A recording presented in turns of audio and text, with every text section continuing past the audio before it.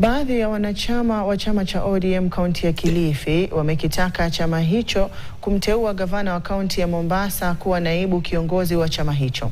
Kauli yao inajiri siku chache baada ya wanachama wengine wa chama hicho kumpigia debe gavana wa Kilifi Gideon Mung'aro. Wakiongozwa na viongozi wa vijana wa chama hicho Samir Nyundo na Humphrey Kombe Mwarandu, wanachama hao wamedai kuwa Mung'aro ameshindwa kuunganisha chama katika kaunti hiyo na pia ameshindwa kutekeleza majukumu yake kama kiongozi wa serikali ya Kilifi. Kwa sasa wameapa kumpinga Mung'aro kwa juhudi zozote na kuteuliwa nyadhifa yoyote katika chama hicho. Unaelewa, lakini kwa sababu Mung'aro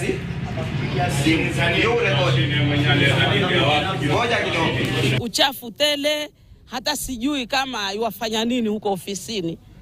Kwa hivyo sisi hatuna amani na huyu gavana wetu Mung'aro.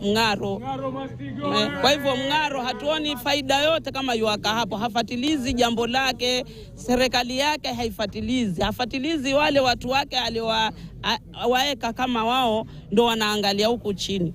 Kwa hivyo tungeliomba Mung'aro, jamani, kama kazi imekushinda urudi nyumbani. Sisi tuko hapa kwa kuleta malalamishi yetu kwako, uyatekeleze. Kama utayatekeleza uondoke. Watu wanateseka mtaani, wewe kazi yako ni kuchukua vijana kuwapa 1,100, unawanunulia marungi, umewawekea tenti, umewawekea TV. Hiyo ni maendeleo gani?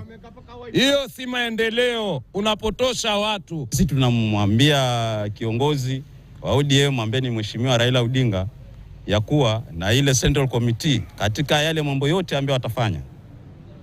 Sisi watu wa Kilifi hichi kiti pengine tutakuja kupigania baadaye, lakini kwa wakati huu tunaunga mkono Abdulsamad Sharif Nasir wa Mombasa.